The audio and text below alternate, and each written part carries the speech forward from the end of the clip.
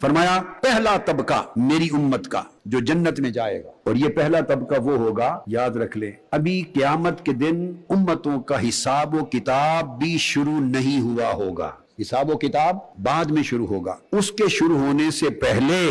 حدیث صحیح میں اللہ پاک فرمائیں گے، اے میرے محبوب صلی اللہ علیہ وآلہ وسلم، حساب و کتاب کے لیے ترازو بعد میں لگاتے ہیں، میزان بعد میں لگتے ہیں، حساب و کتاب کے کھاتے بعد میں کھولتے ہیں، جو بغیر حساب و کتاب کے جنت کے بارے سے ان کو پہلے روانہ کر دیں۔ تو پہلا طبقہ آقا علیہ السلام نے فرمایا جو جنت میں جائے گا، ان کی چہرے 14ویں رات کے چاند کی طرح چمک رہے ہوں گے۔ یہ دیکھیں نا، جس کو نظر آ رہا ہے 14ویں رات کی چاند کی طرح دولہا آج بھی چمک رہا ہے، خواجہ معین الدین، یہ دولہا آج بھی 14ویں رات کے چاند کی طرح چمک رہا ہے اور قیامت تک چمکتا رہے گا۔ اور آقا علیہ السلام نے فرمایا کہ ایسے دلہے قیامت کے دن بھی 14ویں رات کے چاند کی طرح چمکیں گے۔ ان کی شان پر چیبہ جبی ہونے والے اور ان کی عظمتوں اور ان کی شان ولایت کو نہ سمجھنے والے، نہ ماننے والے، باتیں کرنے والے، ان کے چہرے مرجھائے ہوئے ہوں گے، ان کے چہروں پر تاریکی ہوگی، ان کے چہروں پر مایوسی ہوگی، ایک طرف مرجھائے ہوئے تاریک چہرے ہوں گے، بلا علم کے نام نہاد دفتروں کے دفتر ان کے ہاتھ میں ہوں گے، ایک طرف 14ویں رات کے چاند کی طرح چمکتے ہوئے چہرے ہوں گے۔ اور آگے سنیے، پھر آقا علیہ السلام نے فرمایا آنیتہم فیہا الذہب امشاتہم من الذہب والفضہ، ان کو کھانے پینے کے برتن دیے جائیں گے، ان کو ہاتھ سے اشارہ کریں نا، ان کو اور ان کے فیض یافتگان کو، اولیاء کو برتن دیے جائیں گے۔ آج سونے کے برتن اور چاندی کے حرام ہیں، قیامت کے دن حلال ہو جائیں گے۔ ان کے برتن سونے کے ہوں گے اور ان کے کنگھے کنگھی کرنے کے، اپنی زلفیں اور اپنی داڑھی سجانے سنوارنے کے لیے فرمایا سونے اور چاندی کے کنگھے ہوں گے۔ یہ کسی کی لکھی ہوئی داستان نہیں سنا رہا، یہ متفق علیہ بخاری مسلم کی حدیث بتا رہا۔ اور پھر کیا ہوگا؟ آقا علیہ السلام نے فرمایا کہ ورشہم المسک، اور ان کے پسینے سے کستوری کی خوشبو آ رہی ہوگی۔ اور پھر آقا نے فرمایا لاختلاف بینہم ولا تباغض، اور یہ جتنے اولیاء قیامت کے دن ہوں گے ان کے درمیان نہ کوئی اختلاف ہوگا، نہ کوئی بغض و عداوت ہوگی۔ حدیث پاک کے اس جملے سے ایک نصیحت ملتی ہے بڑی خاص، وہ یہ کہ علم والوں میں بغض بھی ہو جاتا ہے، علم والوں میں آپس کی عداوت بھی ہو جاتی ہے، علم والوں میں دھرے بندی بھی ہوتی ہے، علم والوں میں فرقہ بندی بھی ہو جاتی ہے، ان کے دل ایک دوسرے سے دور ہو جاتے ہیں۔ مگر یہ اولیاء، یہ زہد والے، یہ صفائے قلب والے، یہ صدق والے، یہ اخلاص والے، یہ ولایت والے، آقا علیہ السلام نے فرمایا ان میں نہ کوئی اختلاف باہمی ہوگا، نہ کوئی بغض و عداوت ہوگی ان کے درمیان۔ اب اس حدیث سے جو بات سمجھانا چاہتا ہوں وہ یہ کہ کل سلاسل طریقت سے منسلک لوگ، خواہ ان کا تعلق طریقہ قادریہ سے ہو، خواہ ان کا تعلق طریقہ چشتیہ سے ہو، خواہ تعلق طریقہ نقشبندیہ سے ہو، خواہ تعلق طریقہ شاذلیہ سے ہو، خواہ تعلق طریقہ سہروردیہ سے ہو، خواہ تعلق طریقہ رفاعیہ سے ہو، خواہ تعلق طریقہ علویہ بدویہ سے ہو، جس بھی خانواد سلسلہ طریقت کے ساتھ ان کا تعلق ہو، آقا علیہ السلام فرماتے ہیں یہ صرف مشائخ اور نسبتوں اور ارادتوں کی پہچان کے لیے ہیں، مگر علماء میں فرق ہو سکتا ہے، اولیاء میں کوئی فرق نہیں ہوتا۔ اولیاء ایک ہی گھر اور ایک ہی گلدستے کے پھول ہوتے ہیں۔ لہذا اہل تصوف کا طریقہ نہیں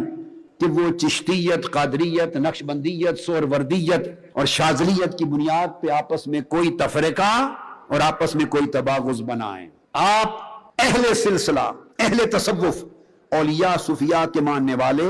جس بھی طریقہ اور سلسلہ سے منسلک ہوں، آپ ہمیشہ اس بات پہ خیال رکھیں کہ آپ میں نہ اختلاف ہے نہ بغض و عداوت ہے، ایک ہو کے رہیں، کل اولیاء ایک ہوں گے۔ اور آقا علیہ السلام نے فرمایا اور ان کے جو دل ہیں قلوبہم قلب واحد، اور ان کے سارے اولیاء صوفیاء کے دل ایک دل کی مانند ہوں گے، ایک دل ہوں گے۔ اور پھر آقا علیہ السلام نے فرمایا یسبحون اللہ بکرۃ وعشیہ، ایک دل کے طور پہ متحد ہوں گے، صبح و شام اللہ کی تسبیح کرتے ہوں گے۔ یہ اولیاء کی شان۔ پھر آقا علیہ السلام نے ارشاد فرمایا، میں تصور دے رہا ہوں کہ اولیاء ہر کس و ناکس کا ناکام نہیں ہے، اور ولی ہر کس و ناکس کو نہیں کہتے کہ کوئی سمجھے کہ یہ الگ سے کون سا طبقہ ہو گیا اولیاء اللہ، نہیں، آقا علیہ السلام نے ان کی امتیازی انفرادی شان اور شناخت بیان کی ہے۔ صحیح بخاری میں حضرت ابو ہریرہ رضی اللہ تعالیٰ عنہ روایت کرتے ہیں، پھر وہاں آقا علیہ السلام نے تشخص اور انفرادیت کے ساتھ ولی کی شان بیان کی اور فرمایا آقا علیہ السلام نے کہ اللہ رب العزت نے ارشاد فرمایا حدیث قدسی، من عاد لی ولیا فقد آذنتہ بالحرب۔ اللہ پاک فرماتے ہیں جو میرے کسی ایک ولی سے عداوت رکھتا ہے میں اس کے ساتھ اعلان جنگ کر دیتا ہوں۔ یہ اللہ کا اعلان جنگ ہر ایک کے لیے تھوڑا ہوتا پھرتا ہے، اللہ کی شان ہے کہ وہ بندوں سے اعلان جنگ کرے۔ اس کو کیا پڑی، وہ خالق و مالک ہے، وہ قادر مطلق ہے، بندوں کی انسانوں کی حیثیت ہی کیا ہے خالق کے سامنے، وہ اعلان جنگ کرے تو کیوں کرے۔ اس نے جو لفظ استعمال کیا اعلان جنگ کا، اس میں اس کی کمزوری نہیں، وہ اپنے ولیوں کی طاقت دکھانا چاہتا ہے، اولیاء کے مقام و منصب اور ان کی عظمت دکھانا چاہتا ہے کہ جو میرے ولیین کسی ادنا مقام اور درجے کے ولی سے بھی جس نے عداوت رکھی خدا کا اس کے ساتھ اعلان جنگ ہے۔ ایک ولی سے عداوت رکھنے پر خدا اعلان جنگ کرتا ہے، اور اگر کل ولیوں کا شہنشاہ ہو اور نائب رسول ہو اور عطا مصطفیٰ ہو اور سلطان ہند ہو اور کل ولی جس کے در کے سائے ہو، جو اس سے عداوت رکھے خدا کے کتنے اعلان جنگ ہو گئے اس کے خلاف۔ پھر حدیث قدسی میں آقا علیہ السلام نے مزید فرمایا کہ اللہ پاک کا ارشاد ہے وَمَا يَزَالُ عَبْدِي يَتَقَرَّبُ إِلَيَّ بِالنَّوَافِلِ حَتَّى أُحِبَّهُ۔ یہ جو ہم محبت کرتے ہیں یہ راز بھی کھولتا ہوں، ہمیں تہمت دینا، بعض لوگوں کو یہ وہم ہوتا ہے کہ محبت صرف اللہ سے کرنی چاہیے، محبت صرف اللہ سے کرنی چاہیے، تو محبت میں بھی سمجھتے ہیں کہ اگر خواجہ غریب نواز سے محبت ہو گئی تو یہ محبت میں شرک ہو گیا۔ نادان لوگوں، آپ نے توحید کی حقیقت کو نہیں سمجھا، اس سے محبت کرنے پر شرک ہوتا ہے جو خدا کا غیر ہو۔ ہم اللہ سے محبت کرتے ہیں، اگر کوئی یہ سمجھے کہ کسی اور سے محبت کرنا ناجائز ہے تو ہمیں روکنے سے پہلے اگر کسی کے اندر اتنی جرت ہے تو پہلے خدا کو روکے۔ وہ فرماتا ہے حتیٰ احبہ کہ میں محبت کرتا ہوں ان سے، خدا کہتا ہے میں معین الدین سے محبت کرتا ہوں، خدا کہتا ہے میں عثمان ہروانی سے محبت کرتا ہوں، رب کائنات کہتا ہے میں فخر الدین گردیزی سے محبت کرتا ہوں، خدا کہتا ہے میں قطب الدین بختیار کاکی سے محبت کرتا ہوں، اللہ کہتا ہے میں بابا فرید الدین گنج شکر سے محبت کرتا ہوں، خواجہ نظام الدین اولیاء سے محبت کرتا ہوں، امیر خسرو سے محبت کرتا ہوں، علاء الدین احمد صابر سے محبت کرتا ہوں، نصیر الدین محمود چراغ دہلی سے محبت کرتا ہوں۔ وہ کہتا ہے میں غوث الاعظم شاہ جیلانی شیخ عبد القادر جیلانی سے محبت کرتا ہوں، شاہ نقشبند سے محبت کرتا ہوں،